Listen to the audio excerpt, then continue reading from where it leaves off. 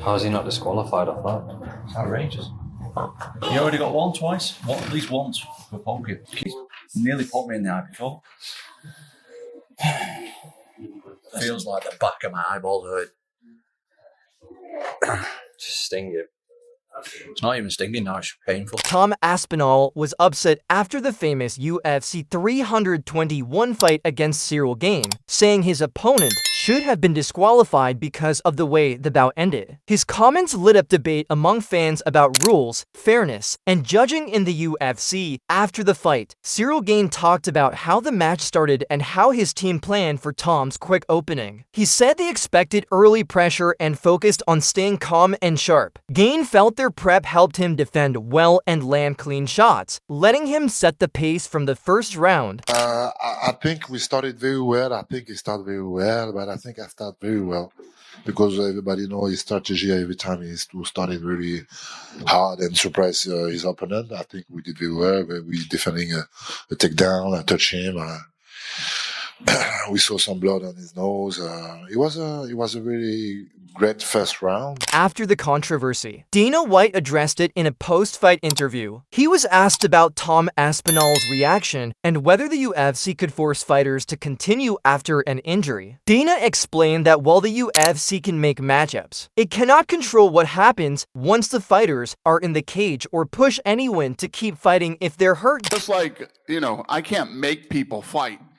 Right? If I want to put together a fight, I can't make people fight. And you definitely can't make somebody continue if they feel they've been injured. Only Tom knows what happened. Could he see? Couldn't he see? Could he continue? Only he knows that. Following the heated UFC matchup, a new dispute started over an eye poke that affected Tom Aspinall's performance. His team argued that Cyril Gane had already been warned by the referee, but still kept his fingers open during exchanges. They felt this foul clearly changed the momentum and should have led to a disqualification instead of just another warning. How's he not disqualified off that? It's outrageous.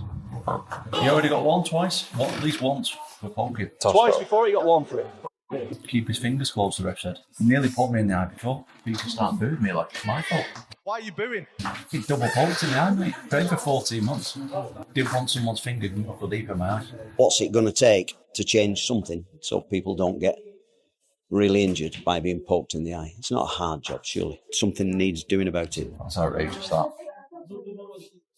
After the fight ended with an eye poke, MMA Guru shared his reaction on his channel. He said the foul looked painful and unfair to Tom Aspinall. Guru explained that when reporters asked about the incident, there wasn't much talk about how serious the eye poke was. Instead, the conversation quickly shifted to Cyril Gane's performance and how good he looked in the fight. Thinking about the eye poke here, it's tough. The eye poke was brutal. That looked like a disgusting eye poke that we saw there on Tom Aspinall. I'm not surprised. Anything along those lines would be good when asked what your thoughts on the eye poke stopping the fight were. He looked damn good tonight. Yeah, Cyril Gane looked damn good. And then we just move on. What are your thoughts on the eye poke and the way the fight ended and how it all went down? Yeah, I thought a lot. Jon Jones, listen, guys, Jon Jones, after his performance against Cyril Gane, a lot of people wrote him off, but he looked damn good tonight. Again, maybe we'll try one more time, but maybe we won't, and we'll just move on to another topic. Continuing his review, MMA Guru said the main question about the eye poke never really got answered. He found it surprising that the post-fight discussion ignored such a big moment. Guru said Dana White seemed to mishear the question and moved on to other topics. He felt the fight looked competitive before the eye poke ended it to soon. The initial question was his thoughts on the eye poke. Okay? Jon Jones is just, the way he made Cyril Gane look, Gane looked damn good tonight. We got nothing but, yeah, it sucked. No mention of how brutal it was, about how Gane raked his eyes with his fingers. Nothing along those lines. Interesting stuff, but there's more to this. What did you think about the fight on its way to the eye poke? We didn't even get a response to the eye poke, but now we'll ask a question that Dana went ahead and answered anyway, because that's just how he heard that initial question. What did you take from those 4 minutes? Good. Looked like we were in for a few rounds, and It was going to be a good fight. Meanwhile, Tom Aspinall spoke from the hospital and explained what he felt in that painful moment. He said Cyril Gane's finger went deep into his eye, causing instant pain and blurred vision. Tom mentioned the referee had already warned Gane to keep his fingers closed, which made the situation even more frustrating for him and his team. Near enough knuckle deep, mate. I can feel his how deep it was now. You already got one twice? At least once for poking. Keep his fingers closed, the ref said. And he's nearly put me in the eye before. Feels like the back of my eyeball hurt. Just stinging. It's not even stinging now, it's painful. It's like, it feels like my eye. Someone's touched the back of my eyeball. Can you see it, Google? Not really. I can't bet. Can you read what it says on them doors there? No. So say you've got your eye socket like that. As he kept describing the incident, Tom said the pain felt like someone touched the back of his eyeball. He struggled to see clearly even when he was asked to read signs in the hospital. Tom compared the injury to his past knee issue, saying this was much scarier because eye damage feels unpredictable and dangerous for a fighter's future. The eyeball sits in it there, like that. Yeah. It felt like his finger hit the back of the eye socket when he pushed it in. I just can't see. It will go after 2 minutes. That's to relate with me. Yeah, it just puts everything into perspective. Like when we're going in, I can't see. Well, it's a dangerous sport, man. You were saying it's scarier than what you did to your leg. It's way scarier than what I did to my knee. Because you know that the knee's just going to be all right. Whereas your eye, still don't know how it's going to be. Fight ended without a result. Cyril Gane's coach, Fernand Lopez, shared his frustration and disappointment. He said Gane had prepared perfectly and everything was going to plan before the eye poke. Lopez added that the team felt helpless watching the fight stop like that, especially since Gane was confident and believed it was his moment to win. I mean, Cyril looked good there. Like for us, everything was going as planned, absolutely planned. And unfortunately, that's it. I mean, like, Yes, the fight game, right? You can see. If you can see, you can see. There's nothing you can do about it. But again, so disappointed. So disappointed. Like, Cyril was very emotional whenever the fight was called off, no contest. Because today, he knows that was his day.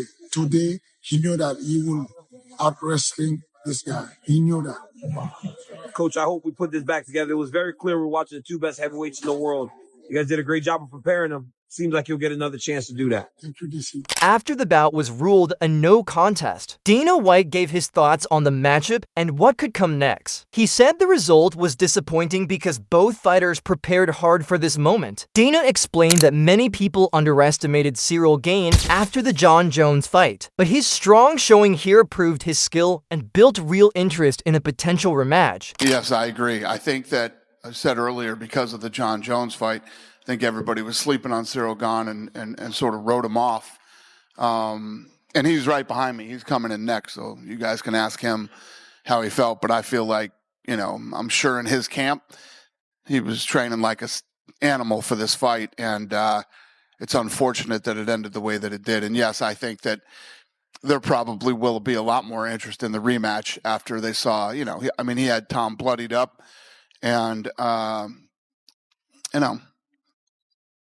Tom didn't want to continue in the fight. So the rematch is very interesting. Adding to the discussion, Chael Sonnen shared his view on the controversial ending between Tom Aspinall and Cyril Gane. He said Tom did nothing wrong and was clearly poked in both eyes, which stopped the fight. Chael noted he didn't think Gane did it on purpose, but he was still frustrated with how things played out and wanted accountability for the incident. Tom did not do anything wrong.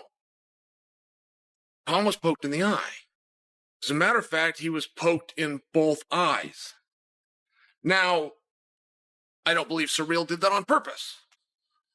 So, I also can't or am not mad at Cyril. But I am mad. I'm looking for somebody to blame. But I don't quite know who to blame. Now, before we get to that, okay, there was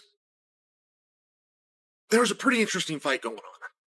The story going into this fight is Tom has the power to just go knock him out. While continuing his analysis, Cal talked about how the fight was shaping up before the eye poke. He said the matchup was interesting because many believed Tom's power and wrestling could trouble Gane's kickboxing style. Sonnen added that Tom was the betting favorite, but even he admitted Gane was a serious challenge, a dangerous and skilled heavyweight opponent. Tom's a better kickboxer. We get that Surreal did that for many years of his life. We get that Surreal had over 30 professional kickboxing bouts. But Tom, a little younger, a little bigger, shown to have a little bit better power if you just want to look at results, and has the ability to knock him out. However, if Tom tests that and doesn't knock him out, he'll just take him down and beat him up. I mean, this was the belief going in, guys. Tom was a 3.5 to 1 favorite. Tom told everybody that was willing to listen, I shouldn't be a 3.5 to 1 favorite.